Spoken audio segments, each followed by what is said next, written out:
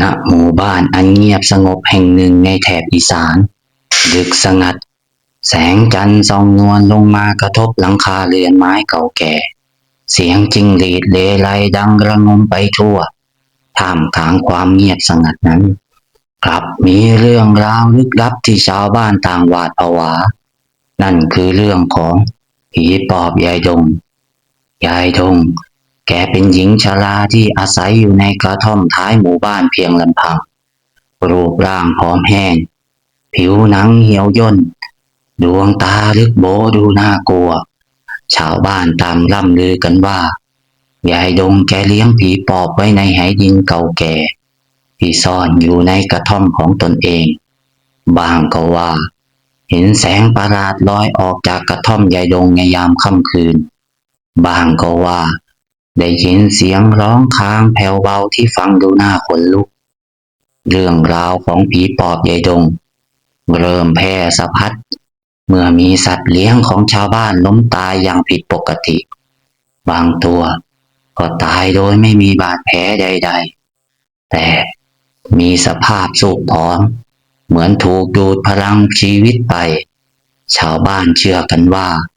นี่เป็นฝีมือของผีปอบยายดงที่ออกมาหากินในเวลากลางคืนอย่างแน่นอนความหวาดกลัวค่อยๆก่อตัวขึ้นชาวบ้านต่างพากันหวาดระแวงยายดงไม่มีใครกล้าสุงสิงหรือพูดคุยกับนางแม้แต่เด็กๆก็ถูกผู้ใหญ่สั่งห้ามไม่ให้เข้าใกล้กระท่อมท้ายหมู่บ้านบางก็เล่าว่าเคยเห็นยายดงเดินหายเข้าไปในป่าทึบในยามค่ำคืนพร้อมกับเสียงหัวเราะแหลมสูงที่ฟังดูแล้วเย็นเยือกไปถึงกระดูกสันหลังคืนหนึ่งในคืนเดือนมืดสนิทไก่ในเล้าของตามาเริ่มส่งเสียงร้องดังผิดปกติตามารีบลุกขึ้นมาดูด้วยความตกใจเมื่อส่องไฟฉายไปที่เล้าไก่ก็ต้องตกตะลึงกับภาพที่เห็นไก่ในเล้าของเขาล้มตายไปหลายตัวสภาพศพแห้งเหี่ยวเหมือนถูกสูบเลือดไปจนหมดตามามั่นใจว่านี่คือฝีมือของผีปอบยายดงอย่างแน่นอนความโกรธและความกลัวผลักดันให้ตามารวมตัวกับชาวบ้านอีกหลายคนพวกเขาตัดสินใจว่าจะไปเผชิญหน้ากับยายดงที่กระท่อมท้ายหมู่บ้านเพื่อหยุดยั้งการกระทำของผีปอบยายดงเมื่อชาวบ้านกลุ่มใหญ่เดินทางไปถึงที่กระท่อมท้ายหมู่บ้านของยายดงบรรยากาศรอบๆดูเงียบสงัดและวังเวงเป็นอย่างยิ่งประตูไม้เก่าผุพังปิดสนิทไม่มีแม้แต่แสงไฟรอดออกมาจากภายในชาวบ้านเริ่มส่งเสียงเรียกยายดงแต่ไม่มีเสียงตอบรับใดๆด้วยความโกรธแค้นตามาตัดสินใจพังประตูเข้าไปภาพที่ปรากฏเบื้องหน้าทำให้ทุกคนต้องตกตะลึงภายในกระท่อมมืดสนิทเต็มไปด้วยฝุ่นละอองและหยากใยมีเพียงแสงจันทร์ที่ลอดผ่านช่องหลังคาลงมาเล็กน้อยสิ่งที่น่าสะพรึงกลัวที่สุดคือไม่มีใครพบยายดงอยู่ในกระท่อมนั้นเลยขณะที่ชาวบ้านกำลังสำรวจภายในกระท่อมอย่างละเอียดสายตาของตามาก็เหลือบไปเห็นไหดินเก่าแก่ใบหนึ่งวางอยู่มุมห้องไหใบนั้นมีขนาดใหญ่และมีลวดลายประหลาดพร้อมทั้งมีอักขระภาษาที่ไม่คุ้นเคยตามาเดินเข้าไปใกล้ด้วยความสงสัยทันใดนั้นเองเขาก็รู้สึกถึงลมเย็นเยือกพัดวูบเข้ามาพร้อมกับเสียงกระซิบแผ่วเบาที่ข้างหูว่าถ้าอยากรู้ก็ลองเปิดดูสิตามาตกใจสุดขีดรีบถอยหลังออกมา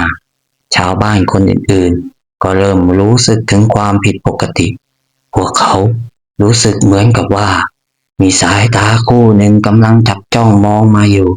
ท่ามกลางความมืดมิดด้วยความกลัวชาวบ้านตัดสินใจที่จะออกจากกระท่อมหลังนั้นทันทีพวกเขากลับมาที่หมู่บ้านด้วยความหวาดผวาและเล่าเรื่องราวที่ได้พบเจอให้คนอื่นๆฟังหลังจากคืนนั้น